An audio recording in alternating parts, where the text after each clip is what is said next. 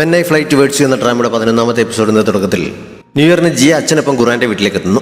അവന്റെ പേരൻസിന്റെ അടുത്തിരുന്ന് സംസാരിക്കുമ്പോഴും അവനിട്ടിരിക്കുന്ന വേഷവും അവന്റെ തലയിലെ കെട്ടുമെല്ലാം കണ്ട് അവൾ ചിരി അടക്കാൻ പാടുപെടുന്നു. ഇടയ്ക്ക് നൈസായി അവരുടെ ഫോട്ടോ എടുക്കുകയും ചെയ്യുന്നുണ്ട്. അത് കണ്ടപ്പോൾ അവൻ പെട്ടെന്ന് തലയിൽ നിന്ന് അതെടുത്ത് മാറ്റുകയും മുടിയുടെ കെട്ടഴിക്കുകയും ഒക്കെ ചെയ്യുന്നു. അവളെ മുമ്പ് ഹോസ്പിറ്റലിൽ വെച്ച് കണ്ടത് അവന്റെ അച്ഛൻ ഓർമ്മയുണ്ടായിരുന്നു. അവർ ഫ്രണ്ട്സ് ആണെന്ന് അറിയാവുന്നതുകൊണ്ട് മുതിർന്നവരുടെ സംസാരത്തിനിടയിൽ ഇരുന്ന് ബോറടിക്കാതെ അവളെയും കൊണ്ട് മുറിയിലേക്ക് പോയിക്കൊള്ളാൻ പറഞ്ഞ് അവരെ രണ്ടുപേരെയും അകത്ത് കഴിക്കുന്നു. അവന്റെ മുറിയാകെ അലങ്കോലമായി കിടക്കുകയാണ്. പെട്ടെന്ന് അവളതൊക്കെ കണ്ടപ്പോൾ അവന് ചെറിയ ചമ്മൽ ഫീൽ ചെയ്യുന്നു. രാവിലെ മുതൽ എഴുന്നേറ്റിന്ന് പഠിക്കുകയാണെന്നാണ് അമ്മയോട് പറഞ്ഞിരുന്നത്. അവന്റെ റൂം കണ്ടപ്പോൾ അത് കള്ളമാണ്. ഹോംവർക്കൊന്നും ഇതുവരെ ചെയ്തു തീർന്നിട്ടില്ല. അവൻ അവിടെ ഇരുന്ന് ഗെയിം കളിക്കാതിരിക്കണം എന്ന് അവൾ ഊഹിക്കുന്നു. അവൻ്റെ ഒരു ഫോട്ടോ അവിടെ ഇരിക്കുന്നത് കണ്ട് അവൾ കൗതുകത്തോടെ എടുത്ത് നോക്കുന്നു. അവൻ ബോളും പിടിച്ച് നിൽക്കുന്ന ഒരു ഫോട്ടോ ആയിരുന്നു അത്. പറഞ്ഞാലും വിശ്വസിക്കില്ല. ഇത് ശരിക്കും നാച്ചുറലായി എടുത്തതാണെന്നൊക്കെ അവൻ കാര്യമായി പറഞ്ഞുകൊണ്ട് നിൽക്കുമ്പോഴാണ് പുറകിലിരിക്കുന്ന ആളുകളുടെ കൂട്ടത്തിലിരിക്കുന്നത് ഷായു അല്ലേ എന്ന് അവൾ ചോദിച്ചത്. അവൾ ആകെ ശ്രദ്ധിച്ചത് അവനെ മാത്രമാണെന്ന് അറിഞ്ഞപ്പോൾ ഖുറാൻ കുറച്ച് നിരാശനാകുന്നു. അവൻ്റെ കമ്പ്യൂട്ടർ ഓണായിട്ട് കണ്ട് അതിൽ ഗെയിം ഉണ്ടോ എന്ന് ചോദിച്ചുകൊണ്ട് അവൾ അടുത്തേക്ക് ഇരിക്കാൻ തുടങ്ങുന്നു. അപ്പോഴാണ് കുറച്ച് മുമ്പ് അവളുടെ ഫോട്ടോയ്ക്ക് ഒരു കൊമ്പും ചിറകുമൊക്കെ വെച്ച് എഡിറ്റ് ചെയ്തുകൊണ്ടിരിക്കുകയായിരുന്നല്ലോ. അത് തന്നെയാണല്ലോ ഫ്രണ്ടിൽ കിടക്കുന്നതെന്ന് അവന് ഓർമ്മ വന്നത്. അവളത് കണ്ടാൽ വീഡിയോ ഉറപ്പാണ്. അതുകൊണ്ട് അവൾ അത് കാണുന്നതിന് മുമ്പേ അവൻ ചാടി എഴുന്നിട്ട് അവളുടെ കണ്ണ് പൊത്തിയിട്ട് ഫോട്ടോ ക്ലോസ് ചെയ്യുന്നു. അത് കഴിഞ്ഞ് ഗെയിം ഓണാക്കിയ ശേഷമാണ് അവൻ പിടിവിട്ടത്. അവൾ അന്തം വിട്ടവനെ നോക്കിയപ്പോൾ നിനക്ക് ഞാൻ സർപ്രൈസ് തരാൻ വേണ്ടിയാണ് അങ്ങനെ ചെയ്തത്. നിനക്ക് വേണ്ട ഗെയിം ഞാൻ ഓപ്പൺ ആക്കിയിട്ടുണ്ടെന്ന് അവൻ പറയുന്നു. പക്ഷെ അവൻ കാണാൻ പാടില്ലാത്ത എന്തോ കാണുകയായിരുന്നു എന്ന് അവൾ വിചാരിക്കുന്നു. പകൽ സമയത്ത് ഇങ്ങനെ ഇരുന്ന് കാണാൻ കുറച്ച് ധൈര്യം വേണം. എന്തായാലും അടുത്ത തവണ കുറച്ചുകൂടി ശ്രദ്ധിക്കണം എന്നൊക്കെ പറഞ്ഞ് അവനെ കളിയാക്കിയിട്ട് അവർ ഗെയിം കളിക്കാൻ തുടങ്ങുന്നു. കാര്യം മനസ്സിലായപ്പോൾ നിനക്കാരാണ് ഇതൊക്കെ പറഞ്ഞത്? ഞാൻ അങ്ങനത്തെ വൃത്തികെട്ടവനല്ല. നിന്റെ മനസ്സിത്രയ്ക്ക് അശുദ്ധമായ സ്ഥിതിക്ക് ഇനിയും ഗെയിം കളിക്കണ്ട എന്ന് പറഞ്ഞ് അവൻ അവളെ കളിക്കാൻ സമ്മതിക്കുന്നില്ല. രണ്ടും കൂടി വഴക്കിടാൻ തുടങ്ങുന്നുണ്ട്. അവരുടെ പേരൻസ് ഈ സമയത്ത് വിശേഷങ്ങളൊക്കെ പറയുന്ന കൂട്ടത്തിൽ മക്കളെക്കുറിച്ചും പറയുന്നു. റാങ്ക് വളരെ കെയറിങ്ങുള്ള കൂട്ടത്തിലാണ്. പെൺകുട്ടികളൊക്കെ അവൻ നന്നായി കെയർ ചെയ്യും എന്ന് അവൻ്റെ അച്ഛനും ജിയ നല്ല അച്ചടക്കമുള്ള കൂട്ടത്തിലാണ്. ആരുമായും തർക്കിക്കാനൊന്നും നിൽക്കാറില്ല എന്നൊക്കെ അവളുടെ അച്ഛനും തമ്മിൽ പറഞ്ഞുകൊണ്ടിരിക്കുന്ന സമയത്താണ് അകത്തു നിന്ന് രണ്ടും കൂടി തല്ലുകൂടുന്നതിൻ്റെ ബഹളം ഒച്ചത്തിൽ കേട്ടത്. രണ്ടുപേരും ചമ്മുന്നുണ്ട്. ചമ്മൽ മറ്റൊരു അമ്മ പെട്ടെന്ന് ഫ്രൂട്ട്സ് എടുക്കാമെന്ന് പറഞ്ഞ് എഴുന്നേറ്റ് പോകുന്നു. വെക്കേഷൻ കഴിഞ്ഞ് ക്ലാസ് തുടങ്ങിയപ്പോൾ ക്ലൈമറ്റ് ചേഞ്ച് ആയതുകൊണ്ട് പകർച്ചപ്പനി പടർന്നു പിടിക്കുന്ന സമയമാണ്. എല്ലാവരും നന്നായി ശ്രദ്ധിക്കണമെന്ന് ടീച്ചർ ക്ലാസ്സിൽ പറയുന്നുണ്ട്. ഖുറാന്റെ പേരൻസ് രണ്ടുപേരും ഡോക്ടേഴ്സ് ആണല്ലോ. കുറച്ച് ദിവസങ്ങൾ കൊണ്ട് തന്നെ ചില സ്ഥലങ്ങളിൽ പനിയുടെ തീവ്രത വളരെ കൂടുന്നു. അങ്ങനെ അവർക്ക് രണ്ടുപേർക്കും മറ്റൊരു സിറ്റിയിലേക്ക് ഡ്യൂട്ടിക്ക് പോകേണ്ടി വരുന്നു. വളരെ ബുദ്ധിമുട്ടിയാണ് രണ്ടുപേരും ആ വിവരം ഖുറാന്റെ മുന്നിൽ അവതരിപ്പിച്ചത്. ഏറ്റവും കുറഞ്ഞത് 2 ആഴ്ചയോളം രണ്ടുപേർക്കും വീട്ടിൽ നിന്ന് മാറി നിൽക്കേണ്ടി വരും. ചിലപ്പോൾ അതിൽ കൂടുതലും നിൽക്കേണ്ടി വന്നേക്കാം. അത്രയും ദിവസം തനിച്ച് നിൽക്കണമെന്നറിഞ്ഞപ്പോൾ അവന് ശരിക്കും വിഷമമാകുന്നുണ്ടെങ്കിലും അത് പുറത്ത് കാണിക്കാതെ കുഴപ്പമില്ല എന്ന രീതിയിൽ സംസാരിക്കുന്നു. ഭക്ഷണം കഴിഞ്ഞ ഉടൻ തന്നെ അകത്ത് പോയി അവർ പോകുന്ന സിറ്റിയെക്കുറിച്ച് അവൻ കൂടുതൽ തിരയുന്നു. അവിടുത്തെ കാലാവസ്ഥ നല്ല തണുപ്പുള്ളതാണ് എന്ന് മനസ്സിലാക്കി അവർ പെട്ടിയൊക്കെ പാക്ക് ചെയ്യുന്ന സമയത്ത് കോൾഡ് പിടിച്ചാൽ ആവശ്യം വരുന്ന മരുന്നും മറ്റും അവർ കാണാതെ അവൻ അവരുടെ പെട്ടിയിൽ കൊണ്ടുവെക്കുന്നു. അവർ പോയതിനെക്കുറിച്ച് അടുത്ത ദിവസം അവൻ ഫെങ്ങിനോടും ഖുറാനോടും പറയുന്നുണ്ട്. വൈകിട്ട് കുറച്ച് സമയമെങ്കിലും അവരെ കൂടി വീട്ടിലേക്ക് കൊണ്ടുപോകാൻ അവൻ രണ്ടുപേരെയും വിളിക്കുന്നുണ്ടെങ്കിലും മുത്തശ്ശിക്കൊപ്പം ഷോപ്പിൽ നിൽക്കേണ്ടത് കൊണ്ട് വരാൻ പറ്റില്ല എന്ന് ഫെങ്ങും ഹോംവർക്ക് ചെയ്യാനുള്ളത് കൊണ്ട് വരുന്നില്ല എന്ന് ഖുറാനും പറയുന്നു. ഫെങ് നിരാശനാകുന്നുണ്ടെങ്കിലും അപ്പോഴും അത് പുറത്ത് കാണിക്കാത്ത കുഴപ്പമില്ല എന്ന രീതിയിൽ നിൽക്കുന്നു. രാത്രി വീട്ടിൽ തനിച്ചിട്ട് നൂഡിൽസ് കഴിച്ചുകൊണ്ടിരിക്കുന്ന സമയത്ത് അവൻ ജിയയ്ക്ക് മെസ്സേജ് അയക്കുന്നുണ്ട്. ഹോംവർക്ക് ചെയ്തുകൊണ്ടിരിക്കുകയായിരുന്നാൽ കുറേ തവണ മെസ്സേജ് അയച്ച ശേഷമാണ് അവൾ റിപ്ലൈ നൽകിയത്. എന്നാലും അവൻ ഹാപ്പി ആകുന്നുണ്ട്. അപ്പോഴാണ് അവൻ്റെ അമ്മ ഫോണിലേക്ക് വിളിച്ചത്. ആഹാരം കഴിച്ചെന്നൊക്കെ ചോദിച്ചപ്പോൾ അമ്മയെ വിഷമിപ്പിക്കേണ്ടെന്ന് കരുതി ഫ്രണ്ട്സിനൊപ്പം പുറത്തുപോയി കഴിച്ചു എന്ന് അവൻ കള്ളം പറയുന്നു. ആവശ്യത്തിന് ക്യാഷ് വീട്ടിലിരിപ്പുണ്ട്. ഫ്രണ്ട്സിനും കൂടി എന്തെങ്കിലും വാങ്ങിക്കൊടുക്കണമെന്നൊക്കെ അമ്മ അവനോട് പറയുന്നു. കൂടുതൽ സമയം സംസാരിക്കാൻ കഴിയാതെ തിരക്ക് കാരണം അമ്മ പെട്ടെന്ന് തന്നെ ഫോൺ വെച്ചിട്ട് പോകുന്നുണ്ട്. തനിച്ചിരുന്ന സമയത്ത് അവൻ ഫെങ്ങിന് തുരിതരാ മെസ്സേജ് അയച്ചിരുന്നു. ഫ്രീ ആയി കഴിഞ്ഞപ്പോഴാണ് അവനൊന്ന് നോക്കിയത്. ആ സമയത്ത് അവൻ ഫെങ്ങിൻ്റെ ഫോണിലേക്ക് കുറേ തവണ വിളിച്ചെങ്കിലും അവൻ അറ്റൻഡ് ചെയ്യുന്നില്ല. ഇത്ര നേരത്തെ അവൻ ഉറങ്ങിക്കാണുമോ എന്നൊക്കെ അവൻ സംശയിച്ച് നിൽക്കുമ്പോഴാണ് മുത്തശ്ശി അവിടേക്ക് വന്നത്. ഖുറാൻ വീട്ടിൽ തനിച്ചാണെന്നറിഞ്ഞപ്പോൾ അതിൽ അവന് നല്ല ബുദ്ധിമുട്ട് കാണും. അതുകൊണ്ടായിരിക്കണം നിനക്ക് തുരുത്തരാ മെസ്സേജ് അയച്ചുകൊണ്ടിരിക്കുന്നത്. അവന് തുറന്നു പറയുന്നില്ല എന്നേ ഉള്ളൂ എന്നൊക്കെ മുത്തശ്ശി പറയുന്നു. അങ്ങനെ അവന് സാധ്യതയില്ലല്ലോ. ഫ്രീഡം എൻജോയ് ചെയ്യാൻ പോവുകയാണെന്നൊക്കെ അവൻ രാവിലെ ക്ലാസ്സിൽ ഗമ പറഞ്ഞതല്ലോ എന്ന് ഫെങ് പറഞ്ഞപ്പോൾ അവൻ പറഞ്ഞതൊക്കെ നീ വിശ്വസിച്ചേ? വെറുതെ അല്ല ഇത്രയും നാളായിട്ട് നിനക്ക് നല്ല ഫ്രണ്ട്സ് ഒന്നും ഉണ്ടാകാതിരുന്നത് എന്ന് മുത്തശ്ശി അവനെ കുറ്റപ്പെടുന്നു. മുത്തശ്ശി അങ്ങനെയൊക്കെ പറഞ്ഞപ്പോൾ ഫെങ്ങിൻ്റെ സമാധാനം ഇല്ലാത്തതിനാൽ അവൻ ഉടൻ തന്നെ ജിയെ വിളിക്കുന്നു.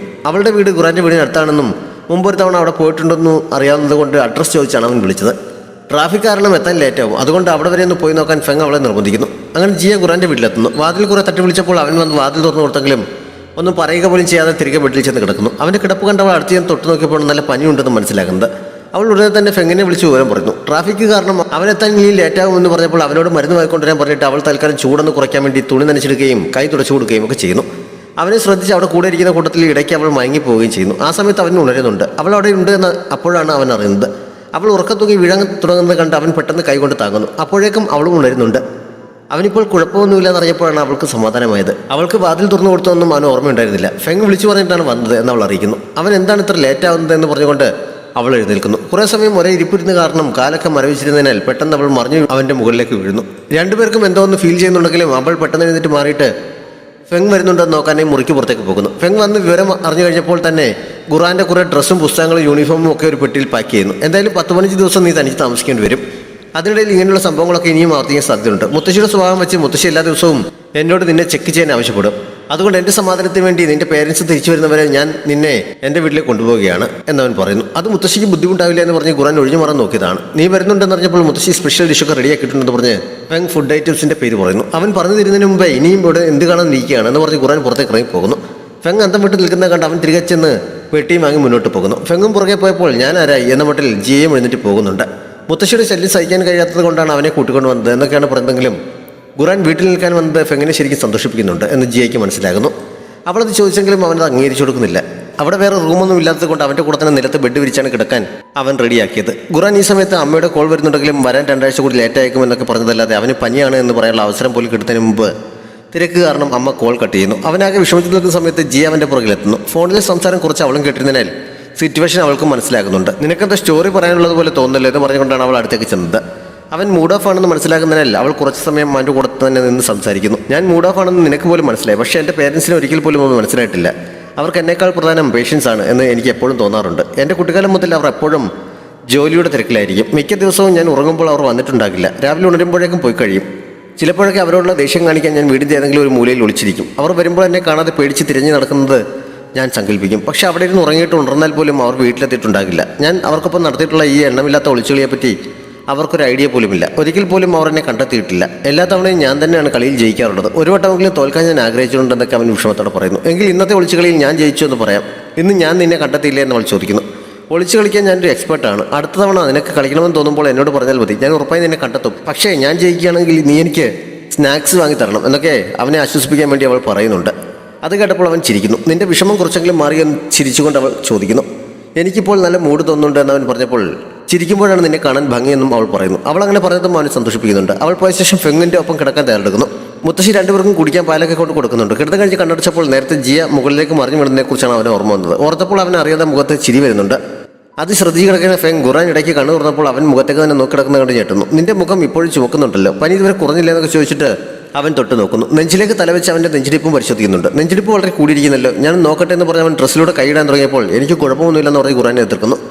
അടുത്ത ദിവസം അതിരാവിലെ തന്നെ റാങ്കിൻ്റെ ഫോണിൽ തുരുത്തെ മെസ്സേജ് വന്നത് കേട്ടാണ് അവൻ ഉണർന്നത്.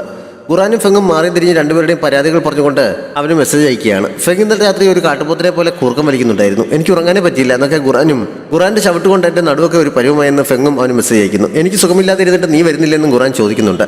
എനിക്കിവനെ തനിച്ച് ഹാൻഡിൽ ചെയ്യാൻ പറ്റുന്നില്ല, നീ ഇങ്ങോട്ടൊന്ന് വരുമോ എന്ന് ഫെങ്ങും ചോദിക്കുന്നു. രണ്ടുപേരും പരസ്പരം പാര വെച്ചുകൊണ്ട് ഒരേ സമയത്ത് തന്നെ മെസ്സേജ് അയക്കുന്നത് കണ്ട് ഖുറാന് ചിരി വരുന്നു. അത് കഴിഞ്ഞപ്പോഴാണ് രാവിലെ തന്നെ ജലദോഷം പിടിച്ചു. ഹീറ്റർ കംപ്ലൈൻ്റ് ആയിട്ടിരിക്കുകയാണ്. എൻ്റെ ഹോട്ട് വാട്ടർ ബോട്ടിലും പൊട്ടിപ്പോയി. ഇനിയിപ്പോൾ പുതപ്പിനടിയിൽ ചുരുണ്ടുകൂടിയല്ലാതെ വേറെ വഴിയില്ല എന്നൊക്കെ സായി സ്റ്റാറ്റസ് ഇട്ടിരിക്കുന്ന അവൻ കണ്ടത്. വേഗം തന്നെ അവൻ എഴുന്നേറ്റ് റെഡിയാകുന്നുണ്ട്. സായി TV കണ്ടുകൊണ്ടിരിക്കുമ്പോഴാണ് വാതിൽ തുറക്കാൻ പറഞ്ഞ് അവൻ്റെ മെസ്സേജ് ചെയ്യുന്നത്.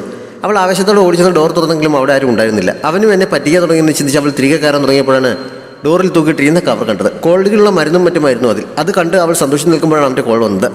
ഞാൻ ഖുറാന് കുറച്ച് മരുന്ന് വാങ്ങി ഫെങ്ങിൻ്റെ വീട്ടിലേക്ക് പോവുകയായിരുന്നു. കുറച്ചധികം വാങ്ങിയത് കൊണ്ട് നിനക്കൂടി തന്നാണെന്ന് അവൻ പറഞ്ഞപ്പോൾ ഫെങ്ങിൻ്റെ വീട് ഓപ്പോസിറ്റ് ഡയറക്ഷൻ ആണല്ലോ എന്ന് അവൾ ചിരിച്ചുകൊണ്ട് ചോദിക്കുന്നു. ഫാർമസിയുടെയും അവൻ്റെ വീടിൻ്റെയും ഇടയ്ക്കായിട്ടാണ് നിന്റെ വീട്, അതുകൊണ്ടാണ് നിനക്കത് തന്നത് എന്നവൻ വീണ്ടും പറയുന്നു. നീ കൂടുതൽ എക്സ്പ്ലെയിൻ ചെയ്യേണ്ട കാര്യമില്ല, എനിക്ക് മനസ്സിലായി എന്ന് പറഞ്ഞ് അവൾ ചിരിച്ചുകൊണ്ട് ഫോൺ വയ്ക്കുന്നു. റാങ്ക് ഇതുവരെ റിപ്ലൈ ഒന്നും അയച്ചില്ല. അവൻ വരുമോ എന്ന് ഫെങ് ഖുറാനോട് സംശയം ചോദിക്കുന്നു. പക്ഷേ ഖുറാന് സംശയമൊന്നുമില്ല. അവൻ ഉറപ്പായും വരും എന്ന് പറഞ്ഞ് സമയം നോക്കിയിട്ട് അവൻ എത്താറായി എന്നും പറയുന്നു. പക്ഷേ ഫെങ്ങിന് എപ്പോഴും അത്ര വിശ്വാസം വരുന്നില്ല. ഖുറാൻ 3, 2, 1 എന്നെണ്ണി വാതിലേക്ക് കൈ ചൂണ്ടിയപ്പോഴേക്കും കോളിംഗ് ബെൽ അടിക്കുന്നു. ചെന്ന് നോക്കിയപ്പോൾ റാങ്ക് തന്നെയാണ് എന്ന് കണ്ട് ഫെങ് ശരിക്കും അത്ഭുതപ്പെടുന്നു. ഞാൻ പറഞ്ഞില്ലേ ഇവൻ അധികം സംസാരിച്ചില്ലെങ്കിലും നല്ല സ്നേഹമുള്ള കൂട്ടത്തിലാണ് എന്ന് പറഞ്ഞ് ഖുറാൻ അവൻ്റെ അടുത്തേക്ക് ചെല്ലുന്നു. റാങ്ക് അവനുള്ള മരുന്ന് കൂടി നൽകിയപ്പോൾ അവൻ ശരിക്കും ടച്ച്ഡ് ആകുന്നു. രണ്ടുപേരും കൂടി അന്ന് അവൻ തിരികെ പോകാൻ സമ്മതിക്കുന്നില്ല. അങ്ങനെ അവനും രാത്രി അവർക്കൊപ്പമാണ് കിടന്നത്. 5 വയസ്സ് മുതൽ ഞാൻ ഒറ്റയ്ക്കാണ് കിടന്നിട്ടുള്ളത്. ആദ്യമായിട്ടാണ് ഇങ്ങനെ ആർക്കെങ്കിലും ഒപ്പം കിടക്കുന്നത്. ഒരു പേഷ്യൻ്റ് ആയത് ഞാൻ ശരിക്കും എൻജോയ് ചെയ്യുകയാണ് എന്നൊക്കെ പറഞ്ഞ് ഖുറാൻ അവരുടെ രണ്ടുപേരുടെ കയ്യിൽ മുറുകെ പിടിച്ചിരിക്കുകയാണ്. റാങ്ക് വിടാൻ പറയുന്നുണ്ടെങ്കിലും അവൻ കേൾക്കുന്നില്ല. ഫെങ് കുറേ സമയം ഫോണിൽ കളിച്ചിരുന്ന ശേഷം ഉറങ്ങാൻ തുടങ്ങിയപ്പോൾ മറ്റു രണ്ടുപേരും കണ്ണടച്ച് കിടക്കുന്നത് കണ്ട് അവരുടെ പുതപ്പൊക്കെ പിടിച്ച് നേരെ ഇട്ട് കൊടുക്കുന്നു. അമ്മയുടെ കരുതൽ പോലെയുള്ള അവൻ്റെ കെയറിങ് കണ്ട് രണ്ടുപേരും അവനെ നോക്കുന്നുണ്ട്. അവരുടെ നോട്ടം കണ്ടപ്പോൾ അവന് പെട്ടെന്ന് ചമ്മൽ ഫീൽ ചെയ്യുന്നു. തണുപ്പടിച്ച് നിന്റെ പനി വീണ്ടും കൂടിയാലെന്ന് വിചാരിച്ചാണെന്ന് അവൻ എക്സ്ക്യൂസ് പറഞ്ഞപ്പോൾ ഞാൻ അത്രയ്ക്ക് വീക്കാണെന്നാണ് ഒന്ന് വിചാരിച്ചിരിക്കുന്നത് എന്ന് പറഞ്ഞ് ഖുറാൻ അവനെ വെല്ലുവിളിക്കുന്നുണ്ട്. അപ്പോഴേക്കും അവന് അമ്മയുടെ കോൾ വന്നതിനാൽ തൽക്കാലം മത്സരമൊക്കെ മതിയാക്കി ഫോണും എടുത്തുകൊണ്ട് പുറത്തേക്ക് പോകുന്നു. ഇവിടുത്തെ കാര്യങ്ങളൊക്കെ ഇപ്പോൾ ഏകദേശം കൺട്രോളിലായിട്ടുണ്ട്. അതുകൊണ്ട് അടുത്ത ആഴ്ച ചിലപ്പോൾ തിരികെ വരാൻ പറ്റിയേക്കും. ഇവിടെ നിൽക്കാൻ ഡയറക്ടർ ഞങ്ങളോട് ആവശ്യപ്പെട്ടതാണ്. പക്ഷേ നീ വീട്ടിൽ തനിച്ചാണല്ലോ എന്ന് പറഞ്ഞ് അച്ഛൻ വരാൻ തിരക്ക് പിടിക്കുന്നു. ഫെങ്ങിൻ്റെ മുത്തശ്ശി നന്നായി ഫുഡൊക്കെ ഉണ്ടാക്കി തരുന്നുണ്ട്, അതുകൊണ്ട് വിഷമിക്കേണ്ട കാര്യമില്ല. അവിടുത്തെ കാര്യങ്ങളൊക്കെ കഴിഞ്ഞിട്ട് പതുക്കെ വന്നാൽ മതി എന്നവൻ പറയുന്നുണ്ട്. അവൻ ഫോൺ വെച്ചപ്പോഴേക്കും റാങ്ക് അവന് കോട്ടുമായി അവൻ്റെ അടുത്തേക്ക് ചെല്ലുന്നു. ഈ ലോകത്തിന് ഹീറോകളെ ആവശ്യമാണ്, പക്ഷേ സ്വന്തം കുടുംബത്തിൽ നിന്ന് ആരും ഹീറോ ആകാൻ ആരും ആഗ്രഹിക്കുമെന്ന് തോന്നുന്നില്ല എന്ന് ഖുറാൻ അവനോട് പറയുന്നുണ്ട്. റാങ്ക് അതിന് മറുപടി എന്നോണം അവൻ്റെ വാക്മാൻ ഖുറാന് നൽകുന്നു. ഹീറോസിൻ്റെ മകനുള്ള സ്പെഷ്യൽ ട്രീറ്റ്മെന്റ് ആണ് എന്ന് കരുതിയാൽ മതി എന്ന് പറഞ്ഞാണ് അവനത് കൊടുത്തത്. അത് സ്പെഷ്യൽ ട്രീറ്റ്മെന്റ് ആകുന്നത് എങ്ങനെയാണെന്ന് അകത്ത് ഉറക്കെ കൂർക്കം വരികയാണെന്ന് അറിഞ്ഞപ്പോഴാണ് അവർ മനസ്സിലായത്. റാങ് ചിരിച്ചുകൊണ്ട് അകത്തേക്ക് കയറി പോകുന്നു. അവർ 3 പേരും കൂടി കിടക്കുന്നതിന്റെ സെൽഫി എടുത്ത് ഫെങ് ജിയയ്ക്കും സായിക്കും അയച്ചിരുന്നു. ഇങ്ങനെ കിടന്ന് നിങ്ങൾക്ക് ഉറങ്ങാൻ പറ്റുമെന്ന് ജിയ ചോദിക്കുന്നുണ്ട്.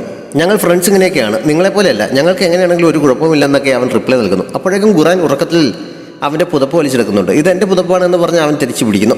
പിടിവലിക്കിടയിൽ റാങ്ങിൽ ചവിട്ട് കിട്ടുന്നുണ്ട്. അവൻ ചെവിയും പൊത്തി തിരിഞ്ഞു കിടക്കുന്നു. അങ്ങനെ അവരുടെ ഫ്രണ്ട്ഷിപ്പ് ഡെവലപ്പ് ആയിക്കൊണ്ടിരിക്കുന്ന ഒരു എപ്പിസോഡ് കൂടി കഴിഞ്ഞിരിക്കുന്നു. എപ്പിലോഗിൽ സായി ക്യാമറയ്ക്ക് മുന്നിലിരുന്ന് പനി പിടിക്കുന്നത് ഇത്ര നല്ല കാര്യമാണെന്ന് ആദ്യമായിട്ടാണ് എനിക്ക് ഫീൽ ചെയ്യുന്നത് എന്ന് പറഞ്ഞ് റാങ് അവൾക്ക് നൽകിയ മരുന്നും ഹോട്ട് വാട്ടർ ബോട്ടിലും അതൊക്കെ കൊണ്ടുവന്ന സഞ്ചിയും ഒക്കെ കാണിക്കുന്നു. അപ്പോഴാണ് അവൻ അവളുടെ ഫോണിലേക്ക് വിളിച്ചത്. എനിക്ക് എങ്ങനെയുണ്ടെന്ന് അറിയാഞ്ഞിട്ട് നിനക്ക് ഉറക്കം വരുന്നില്ല എന്ന് ചോദിച്ചാണ് അവൾ സംസാരിച്ചു തുടങ്ങിയത്.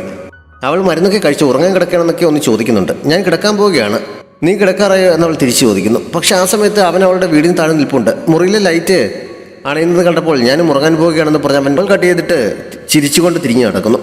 ഡ്രാമ ഇഷ്ടപ്പെട്ടെങ്കിൽ കമൻറ്റുകളിലൂടെ അറിയിക്കണം. നമ്മുടെ ചാനൽ സബ്സ്ക്രൈബ് ചെയ്യാനും ലൈക്ക് ചെയ്യാനും ഷെയർ ചെയ്യാനും മറക്കരുത്. Thanks for watching.